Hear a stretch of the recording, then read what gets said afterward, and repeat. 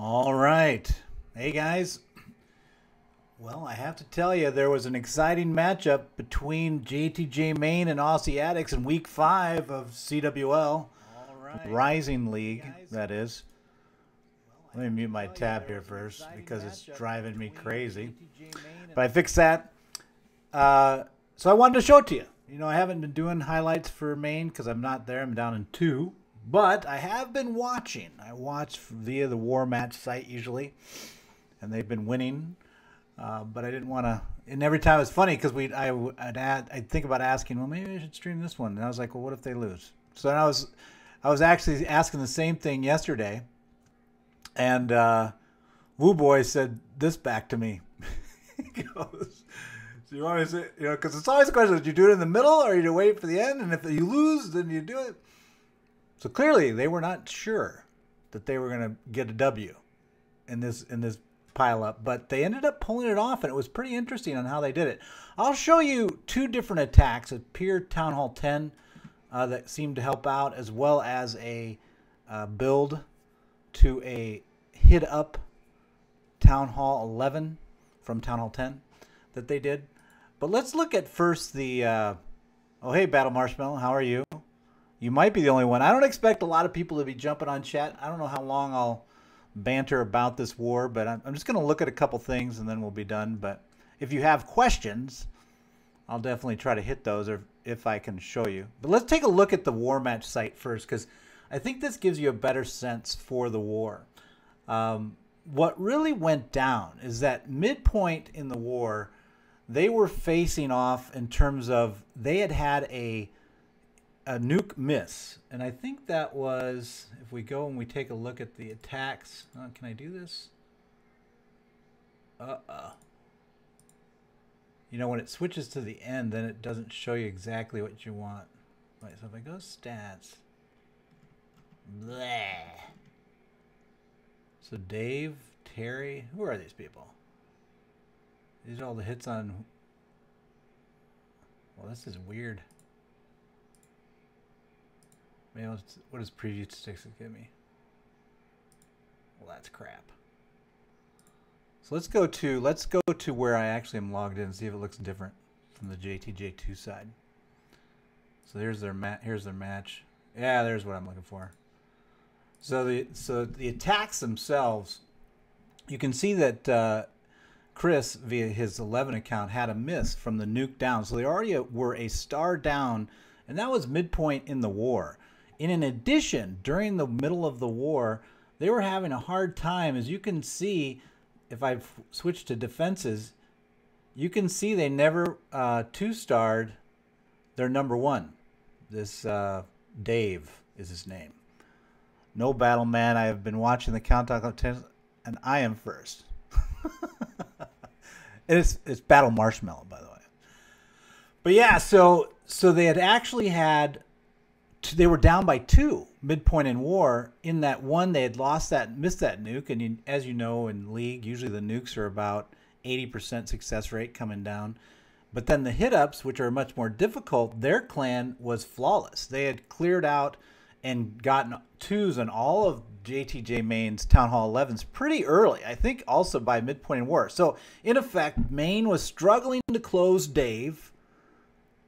They had a few attacks left in that regard, but they still basically they needed to close them to get within 1, and then they had to have the other clan miss, right? And plus, then they would have to have perfect execution from the rest of their Town Hall 11s. Well, sure enough, Dark Eagle came in late game and pulled off the 2 hits there. That basically kept them even, assuming that the other clan didn't miss. But you can see here, if I switch to attacks, they actually had 3 out of 6 misses on their Town Hall 11s. So it was a pretty big swing there, because at that point, that gives Maine back, right? Because 1 miss would be offset by the miss Maine had. So then the other miss basically catches up for their Town Hall 11 miss, right? Or their inability to close the Town Hall 11 on the Aussie Addicts side. So they're even. But then, how do you get ahead? Well, sure enough, SWU comes in and gets the only, if you look right there at the 10v10, 1 out of 4, that's SWU's hit. So out of 4 peer attacks they had at Town Hall 10, they were able to land one. And within League, usually those peer Town Hall 10 attacks are typically running in the more teens percentages. So it was a pretty impressive hit by SWU late in the game to pull that final one out and give them the extra one. This miss in the final, if I looked at attacks, let's see if I can see their attacks in order. Yeah, here we go.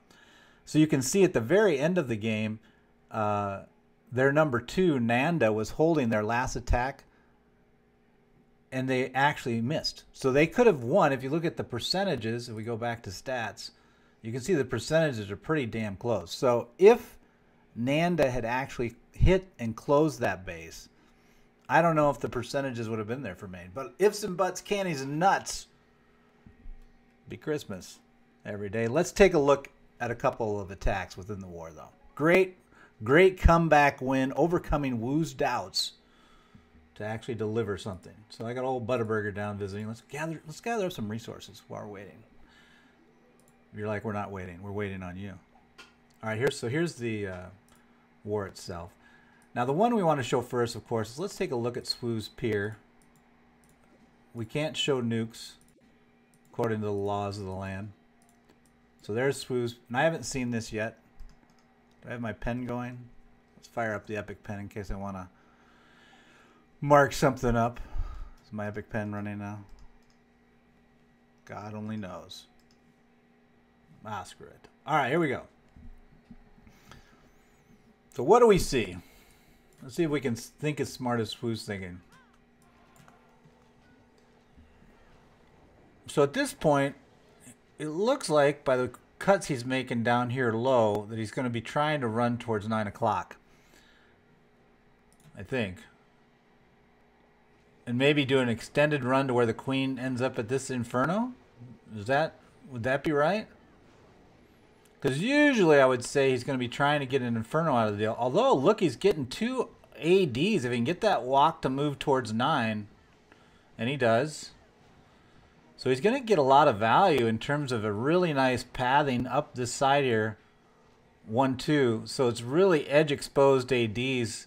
This base is very susceptible to air. So how far? So the only question right now is really, is SWU holding the queen in the hopes of getting over to the inferno before he moves? Oh, that was close. So he got the other queen. He's triggered the CC, so there's a lot of value going down.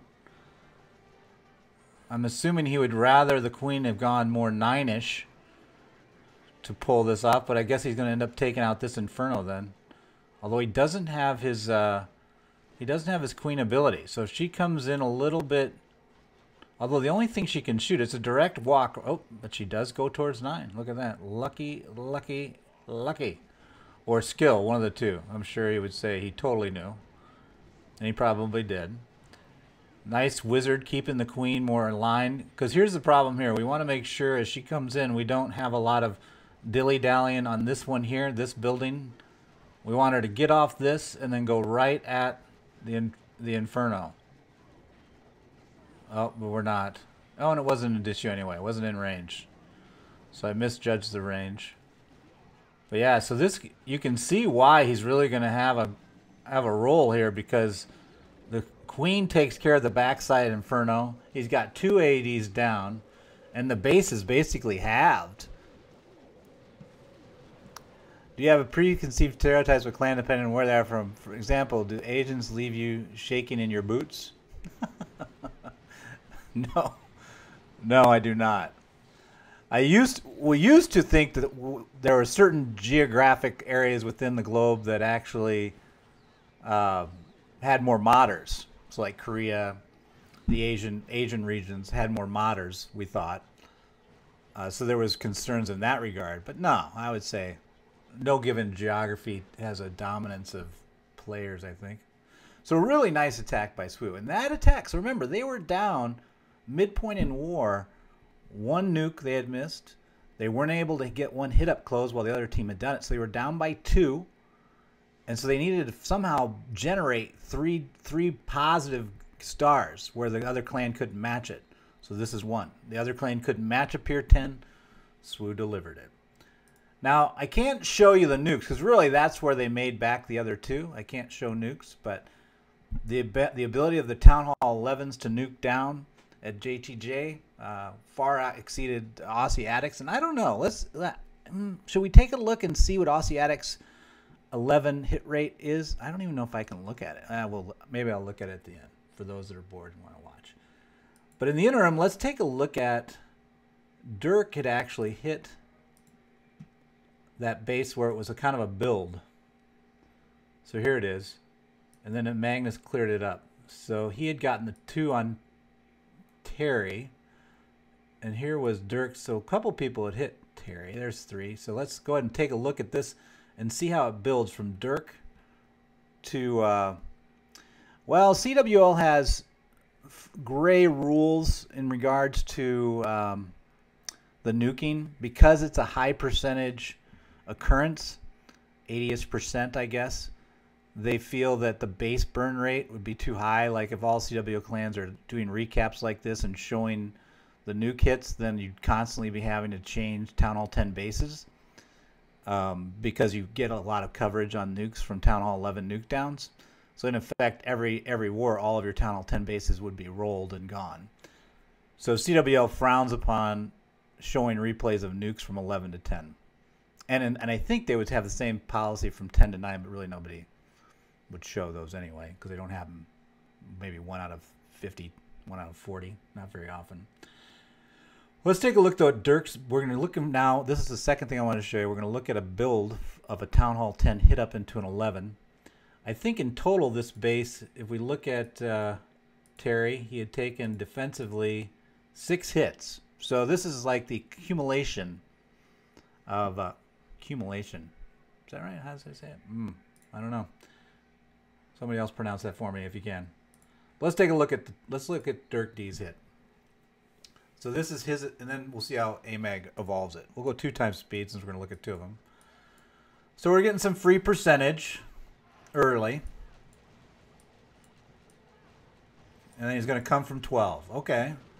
So let's pause for a second. So what's he really trying to do there? He's got a mass drag. He's got bowler. So he's probably going to do a king bowler cut at some point. And he's trying to build. I assume he's going to try to walk this queen down this corridor and get the eagle. And then king bowler over here maybe down at 3 to drive in off this line. That's my guess. Let's see what happens. Yeah, so she's walking the line. Going to get a lot of value there as long as she stays in that outer corridor. Interesting. Let's pause with that. So what do you think? That deploy of the loon, interesting. What is he hoping to get out of that? To better pathing, perhaps? He doesn't want the king to wrap back and go for the mortar. Doesn't want the bowlers to get nicked up.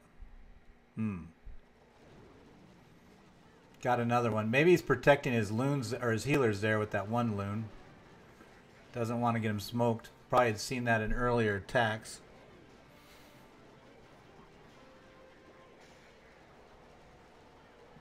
So that looks pretty good.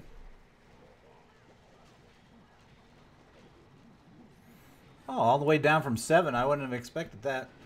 That does give a better finger now, though, if you look at it. As she comes in, it's getting a lot tighter. He's going to have that drive line from about 845. Yeah, that makes a lot more sense. Didn't have to really... Although he could have probably had the similar effect from this side.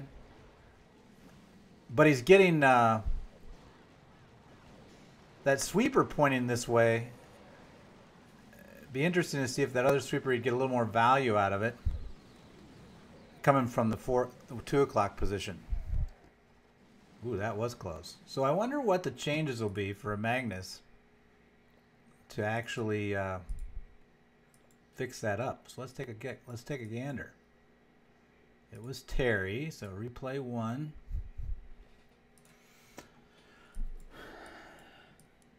No nibbles.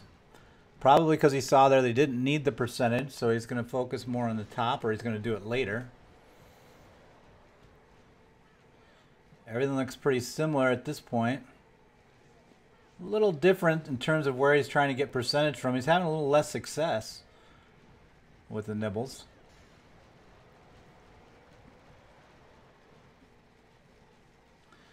Oh, there's the old hound coming out. So everything looks similar so far. The real question is going to be probably the second phase bowler.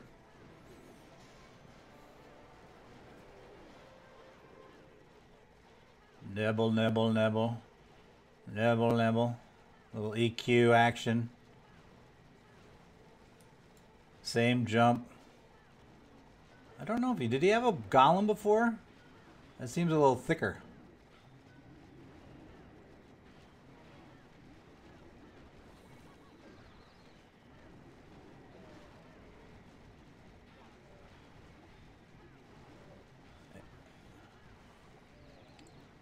So was it a golem? Maybe. I think that was one difference perhaps. I couldn't recall.